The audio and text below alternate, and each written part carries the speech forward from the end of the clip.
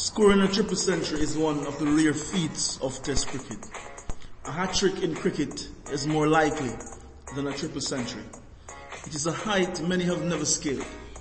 For many, circumstances never demand it, and for others, the right dynamics of skill, concentration, aggression, determination, dominance, and a huge appetite for runs never combined perfectly to make it happen. Here are 4 West Indians who have traversed this altitude, 2 of which have done it twice. Sir Garfield Sobers, the unparalleled cricketer who accomplished his feat on February 26, 1958, scoring 365 not out. One cricket journalist wrote, "The world of cricket was stunned when a 21-year-old slim left-handed all-rounder from West Indies converted his maiden Test century into a triple ton." He continued by saying, "The West Indies legend came out to bat at number 3 and took Pakistan's bowling attack to the cleaners. Sobers batted for more than 10 hours during his innings.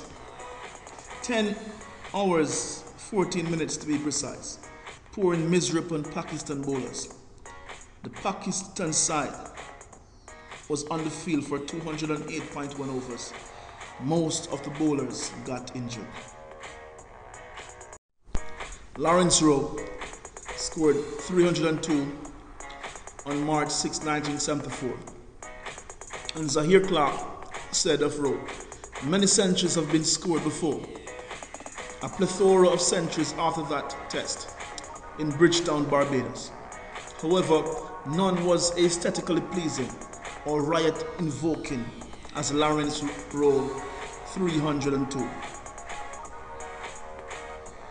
He continued by saying, "Rowe in his innings of 302 drove superbly off both the front and back foot. He cut and went down the track against the spinners with ease, and at times it seemed, even against the fast bowlers, he hooked and pulled with intent, especially that clap of thunder that crashed into the stands over square leg." Brian Lara has an enormous appetite for big scores. He has 2 triple centuries.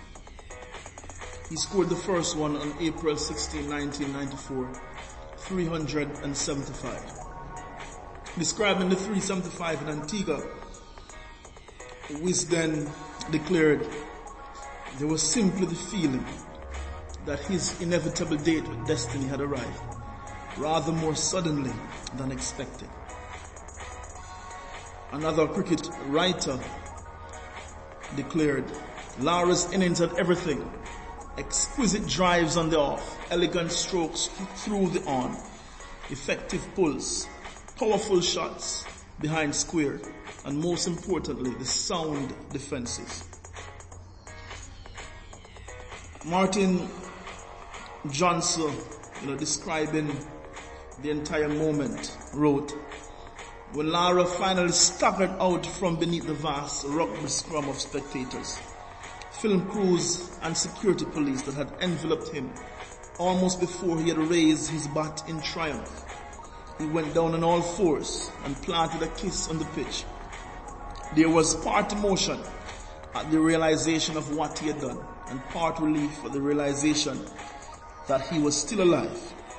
Had he done it in his native Trinidad, where he is comfortably the most idolized figure on the island, they would have probably torn off little bits of him in the desperate search for a souvenir."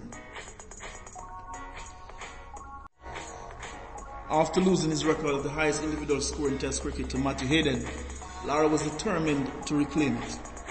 And describing his 400 not out, the voter said, "Brian Lara is that rare thing, a genius making the most of his gift.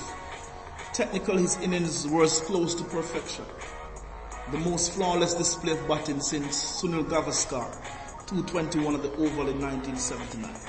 His strokes spanned 360 degrees, from the latest of cuts to the finest of leg glances, with high back lift and high hands. he hits the ball uncommonly hard. Chris Gayle, the Universe Boston stall in this elite club, 317 and 333. He is the first West Indian to score a triple century outside of the West Indies.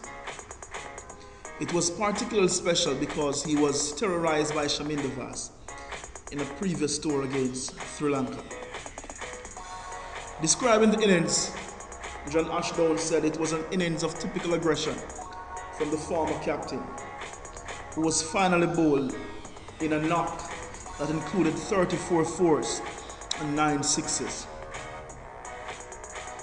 This was after he made his first triple century against South Africa, 317.